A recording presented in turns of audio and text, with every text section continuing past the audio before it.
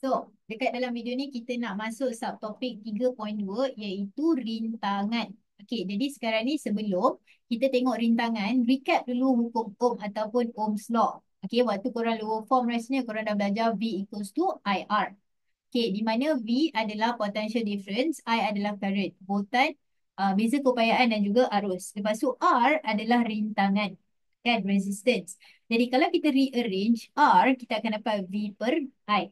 Kan? R adalah V per I. So, R tu apa? R tu adalah V per I lah. Jadi macam mana nak cakap V per I? Bila bahagi, dia adalah nisbah. Okay, V bahagi I, dia adalah nisbah. Nisbah apa?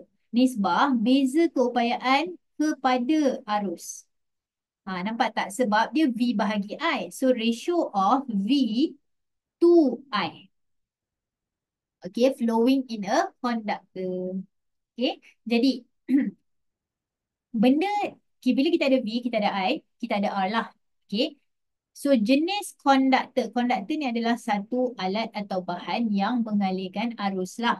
Jadi, korang boleh bayangkan konduktor tu basically wire lah. Tak semestinya wire, tapi dalam konteks yang kita akan bakal belajar kejap lagi, biasanya konduktor tu merujuk kepada wire.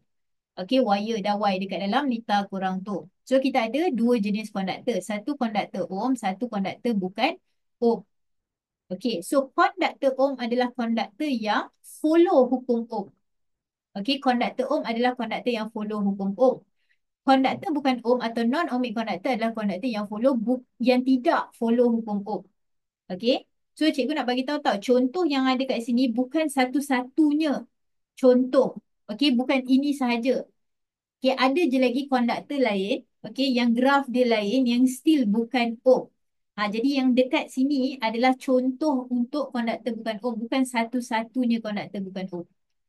Okay, alright. So, graf dia, kalau konduktor Ohm, graf dia adalah straight line. Okay, kenapa graf dia adalah straight line? Sebab, okay, cerita dia macam ni. Kalau korang kira kecerunan adalah difference in Y bahagi dengan difference in X. Okay, perubahan Y bahagi perubahan X. Maksudnya Y2 tolak Y1 bahagi X2 tolak X1 kan. Maksudnya dalam cerita ni dia adalah V per I. Sebab ini adalah Y, ini adalah X. Betul? So Y bahagi X, V bahagi I lah. Dan kalau korang perasan tadi kita baru je cakap V bahagi I adalah R. Maksudnya kecerunan graf mewakili R. Okay, the gradient of the graph represent R. Jadi, hukum Ohm, okay, hukum Ohm kata R adalah constant. Dalam hukum Ohm, bila V naik, I naik dengan syarat R adalah constant. Sebab itulah dia straight line. Sebab bila dia straight line, gradient dia adalah constant. So, bila gradient constant, R adalah constant juga. Okay, R adalah malah juga. Sebab itulah kalau konduktor Ohm, graf dia straight line macam ni. Okay, so R dia adalah constant.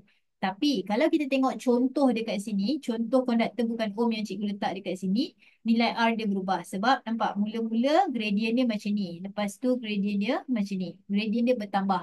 So bila gradient dia bertambah, maksudnya dia punya R pun bertambah juga. Okay, bila gradient dia bertambah, maksudnya R dia bertambah juga. Jadi dekat sini bertambah tu berubah lah. Berubah maksudnya dia tidak tetap. Okay.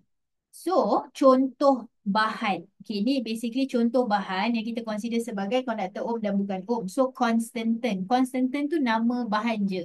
Okay, macam contoh kita ada kuprum, kita ada aluminium, kita ada keluli. So, konstantan adalah salah satu nama bahan. Dan biasanya dekat sekolah kalau korang buat eksperimen ke memang pakai dawai konstantan lah.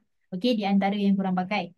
Okay, yang ini pula adalah filament tungsten. Untuk konduktor bukan Ohm, contoh yang paling selalu digunakan adalah filament tungsten.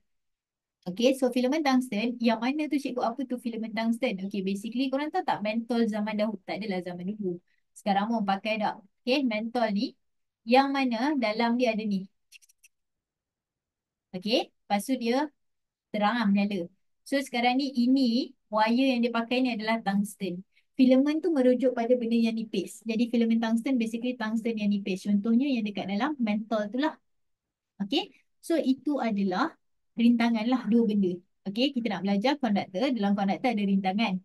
So, rintangan tu boleh jadi berubah, boleh jadi sama. Okay, sekarang kita tengok dekat sini contoh soalan. So, dalam soalan ni dia kata Rajah menunjukkan graf VI untuk 4 jenis konduktor. So, kita ada W, X, Y dan Z. Okay, lepas tu dia kata pilih pasangan yang betul. Okay, first sekali adalah tengok jenis konduktor dululah, lebih senang. So kalau tengok kat sini dia straight line. So straight line ohm ke bukan? Ohmic ke non-ohmic? Yes, dia adalah ohmic. Resistance channel. Okay, so dalam kepala kita kena bayangkan bahawa apa VI punya graf, dia punya kecerunan mewakili R. Kan?